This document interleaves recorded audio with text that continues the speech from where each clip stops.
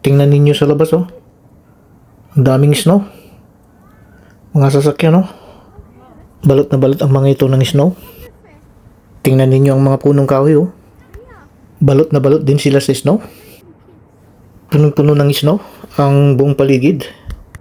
Sobrang lamig yan. Napakababang temperatura meron tayo ngayon.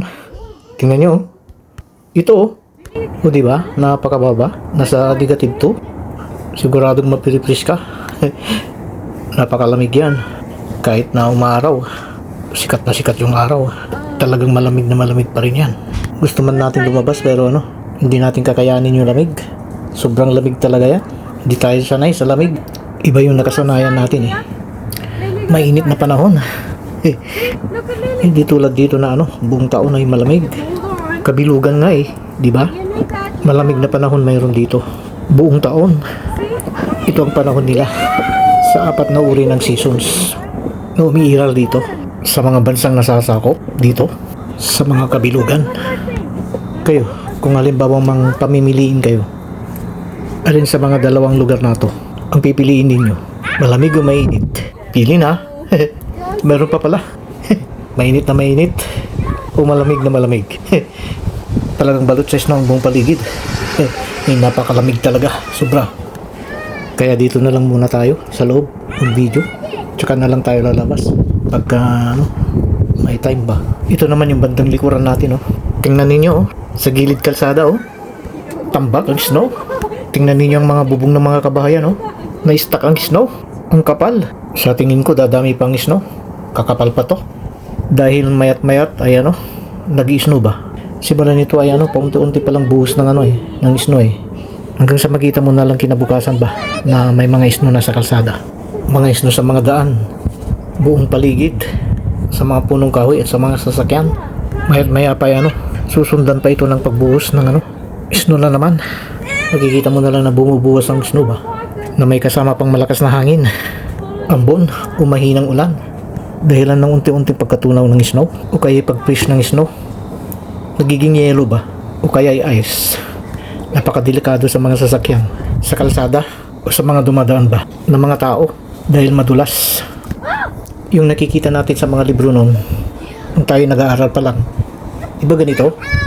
Sa mga puno ay makikita natin na may mga snow ba na nakadikit dito. Tulad niya, nakakita na tayo sa totoo. Totoo pala yun. Napakagandang pagmasdan ba, nakakaaliw. Ayan, kita ba ninyo yung mga nasa ibaba kanina? Mga bata yan, naglalaro. Parang mag-iina sila. Naglalaro ang mga bata sa snow. Kasama nila ang kanilang nanay. Tingnan ninyo itong mini garden natin dito, oh. Wala na. Tinanggal na natin ang mga tanim natin dito. Iniwan natin yung pagtatamnan at tatamnan natin muli pagdating ng spring. Ayan, hapon na naman, 5:24 na ng hapon.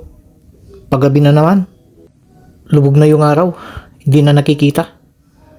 May mga ilaw na sa mga kabahayan dito sa malapit at doon sa malayo.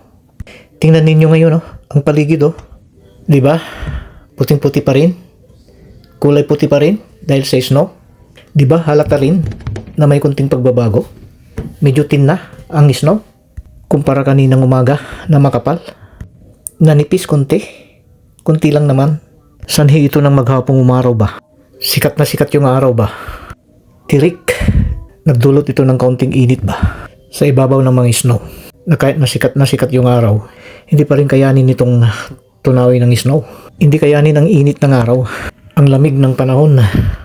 Kaya yan, nananatili ang snow sa paligid. Natatambak. Halatang padami ng padami. Pakapal na pakapal. Pataas na pataas. Dahil sa sobrang lamig, kahit na maaraw.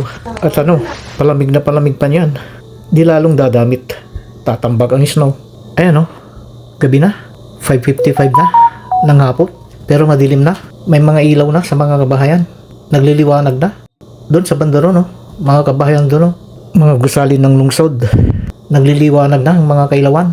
Tapos na naman ang isang buong araw. Thank you, Lord.